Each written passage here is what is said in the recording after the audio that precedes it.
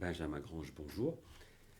Le dirigeant et l'accélération numérique. Alors, tout d'abord, est-ce que le numérique, c'est un problème de spécialiste ou c'est le problème de l'entreprise tout entière? Alors, le constat de départ de cet ouvrage, il est simple. C'est que les consommateurs, les citoyens se sont appropriés très largement le numérique. 8 Français sur 10 est inscrit sur Facebook, 80% des internautes achètent en ligne, 30% des vacances sont aujourd'hui réservées via Internet. Dans l'entreprise, ce niveau de maturité n'a pas atteint le même niveau.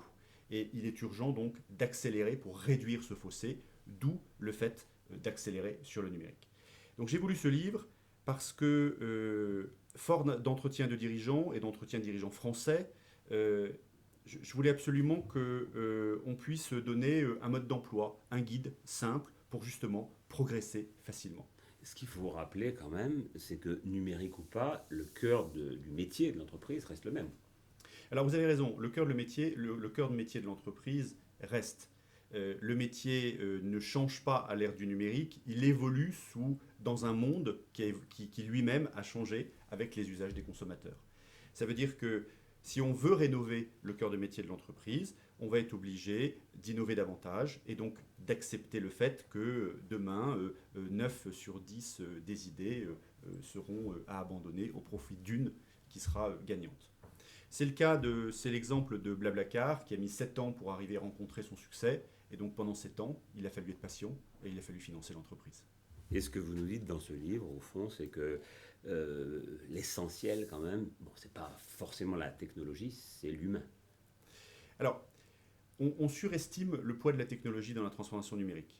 Dans les faits, c'est un enjeu majoritairement humain et un enjeu de leadership. Et ça commence évidemment par le dirigeant.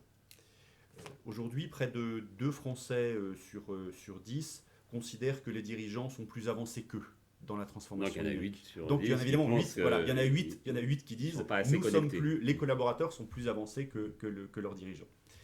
Ça veut dire que face à ça, certains ont pris des initiatives très fortes. C'est par exemple le président de L'Oréal qui s'est entouré d'experts du numérique, capables justement de façonner et d'impulser cette dynamique. D'autres s'incarnent sur Twitter. C'est un bon moyen pour donner l'exemple et puis profiter finalement de médias de communication très efficients, soit vis-à-vis des collaborateurs, soit vis-à-vis des journalistes et du monde des médias. Ce qu'on peut dire en conclusion, c'est que, à vous lire, il n'y a pas de crainte à avoir face à l'accélération numérique. Je ne crois pas qu'on puisse dire qu'il y ait des craintes à avoir. D'abord parce que le métier doit évoluer, mais le métier reste le même dans l'entreprise. On a toutes les forces en interne si le dirigeant donne l'impulsion.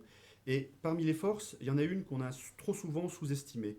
C'est la diversité intergénérationnelle qui est dans les entreprises. Si on sait le mobiliser, si on a les bons outils, les bons moyens pour le faire, c'est une très grande richesse pour arriver à innover et innover plus rapidement. Les uns portant leur métier, les autres peut-être leur manière très internet de penser les choses. Et c'est tout ça évidemment sur lequel je reviens dans cet ouvrage. Merci Benjamin Grange. Merci à vous.